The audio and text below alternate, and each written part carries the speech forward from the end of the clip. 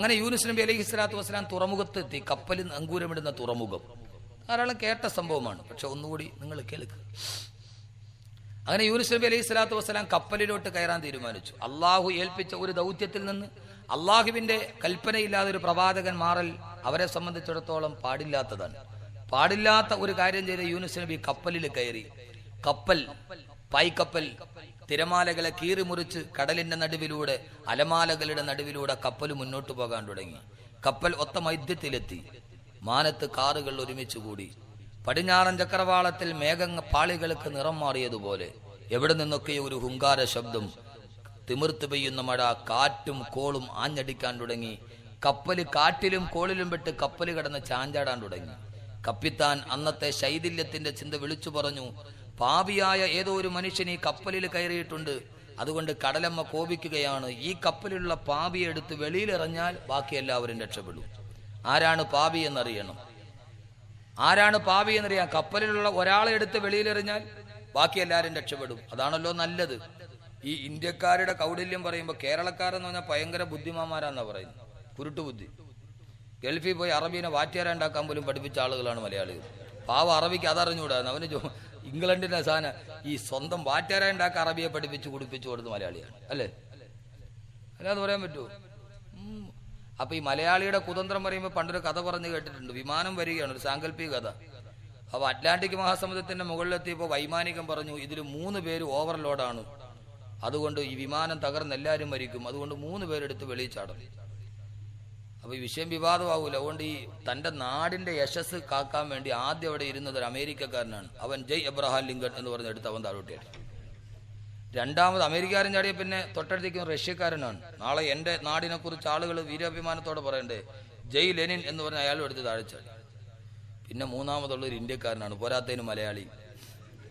അവനാണ് വാതിലിന്റെ സൈഡിൽ ഇരിക്കുന്നത്. അവര് വേണ്ടേ ചാടാൻ. എന്ത് ചെയ്യും? ചാടാൻ പറ്റുമോ? ചാടാതിരിക്കാൻ പറ്റുമോ? ഇപ്പൊ 4 വാർഡ് നോക്കിയിട്ട് ജയ് മഹാത്മാഗാന്ധി എന്ന് പറഞ്ഞ് തൊട്ടടുത്തിരുന്ന മൂക്ക് ചപ്പി ഒരു ചൈനീസുകാരൻ എടുത്ത് താഴെടുത്തിട്ട്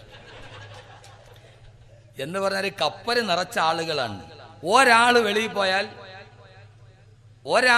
പോയാൽ എല്ലാവരും രക്ഷപ്പെടും. പക്ഷെ ആരാണ് പാപി എന്നറിയണം. അവസാനം അവര് നറുക്കിടാൻ തീരുമാനിച്ചു.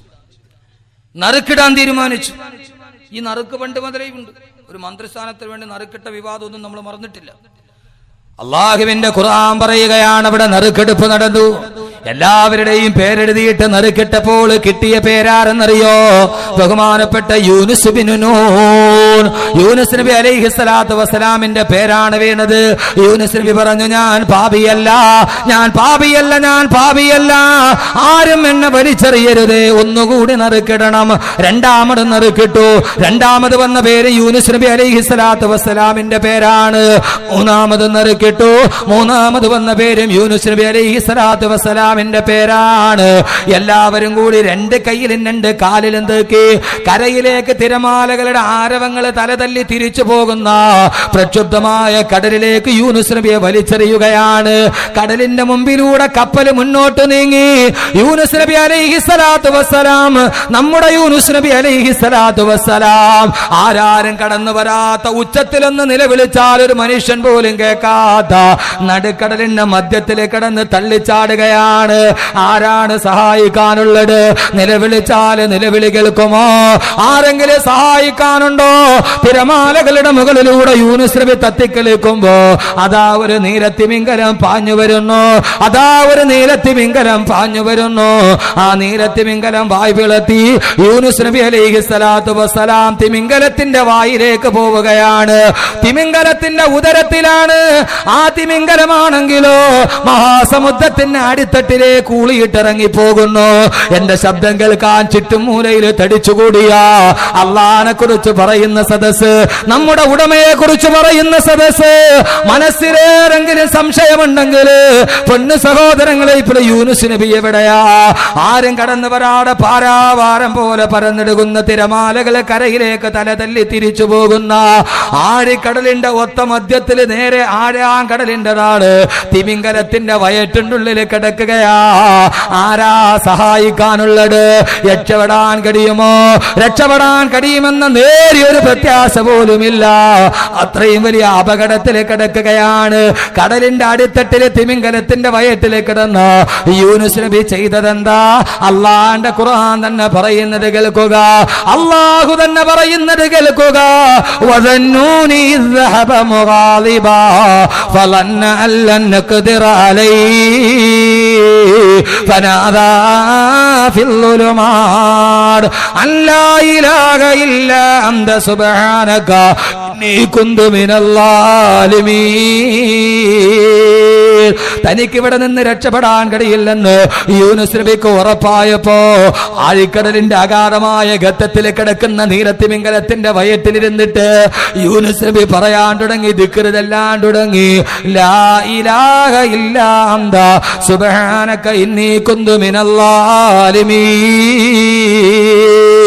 ബഹുമാനപ്പെട്ട യൂനുസ് നബി അലൈഹി സ്വലാത്തു വസ്സലാം ആരും വരാത്ത തിമിംഗലത്തിന്റെ വയറ്റിന്റെ ഉള്ളിൽ കിടന്ന് ദിക്റ് ചെല്ലുകയാ. ആരാ ദിക്റിനെ നിഷേധിച്ചതാരാ? ദിക്റ് ചെയ്താൽ പ്രതിഫലമില്ലെന്ന് കരുതിയത് എവിടെയാ? ആഴിക്കടലിന്റെ തിമിംഗലത്തിന്റെ വയറ്റിനുള്ളിലിരുന്നിട്ട് അള്ളാന്റെ ഖുർആൻ പറഞ്ഞ ദിക്റ് ചൊല്ലിയപ്പോ 40 ദിവസം യൂനുസ് നബി ദിക്റ് ചൊല്ലുകയാണ്.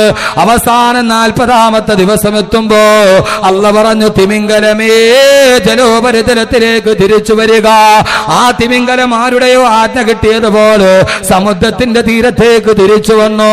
എന്റെ യൂനുസിനെ വെളിയിലാക്ക് തിമിംഗലമേ. ഓ തിമിംഗലം ഒന്ന് വാവിളർന്നപ്പോ വയറ്റിന്റെ ഉള്ളിലേക്ക് കടന്ന യൂനുസ് നബി അലൈഹി സ്വലാത്തു വസ്സലാം കടൽക്കരയിലേക്ക് തെറിച്ചു വീടുന്നു. കടൽക്കരയിലേക്ക് തെറിച്ചു വീടുന്നു. ആ തിമിംഗലത്തിന്റെ വയറ്റിന്റെ ഉള്ളിൽ 40 ദിവസം കിടന്നത് കൊണ്ട്, വായു കടക്കാത്തത് കൊണ്ട് ശരീരത്തിന്റെ തൊലിയുടെ ഭാഗത്ത് ചെറിയ ചളിച്ചിലുണ്ടായി, അളിച്ചിലുണ്ടായി. അള്ളാഹു പറഞ്ഞു, യൂനുസേ ശരീരത്തിന്റെ പുറം ഭാഗത്ത് തൊലിക്കൊരു ചെറിയ ബുദ്ധിമുട്ടുണ്ട്. അതുകൊണ്ട് നീ എന്ത് ചെയ്യണമെന്നറിയോ? ഞാൻ പറയുന്നതല്ല, സൂറത്തു സാഫാത്ത് കേൾക്കുക.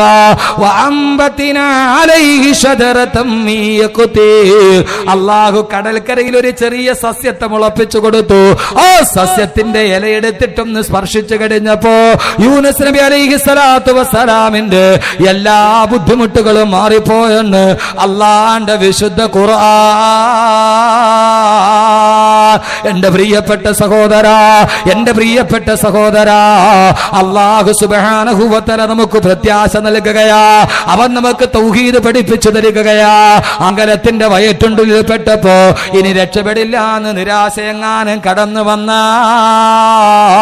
അല്ല തന്നെ പറയുകയാണ്, ഏതായാലും ഞാൻ നശിക്കുമെന്ന് കരുതി സർവ്വതും വിട്ടുകഴിഞ്ഞാൽ ഒരിക്കലും യൂനുസ് നബി വെളിയിൽ ഭാഗമായിരുന്നില്ല. അവിടെ ഇരുന്നിട്ട് ദിക്റ് ചെല്ലാൻ തുടങ്ങി. ദിക്റിന്റെ പവർ എന്താണെന്നറിയോ? ദിക്റിന്റെ പവർ എന്താണെന്നറിയോ? അല്ല തന്നെ പറയട്ടെ ദിക്റിന്റെ പവർ എന്താണ്? ഫലൗലാ അന്നഹു കാന മിനൽ മുസബ്ബിഹീൻ ലലബിസ ഫീ ബത്നിഹി ഇലാ യൗമി യുബ്അസൂൻ. യൂനുസെങ്ങാനും നിരാശ മനസ്സിൽ ബാധിച്ചിട്ട് ദിക്റെങ്ങാനും ചെയ്യാതിരുന്നുവെങ്കിൽ, ഫലൗലാ അന്നഹു കാന മിനൽ മുസബ്ബിഹീൻ തസ്ബീഹെങ്ങാനും ചൊല്ലാതിരുന്ന ലലബിസ ഫീ ബത്നിഹി ഇലാ യൗമി യുബ്അസൂൻ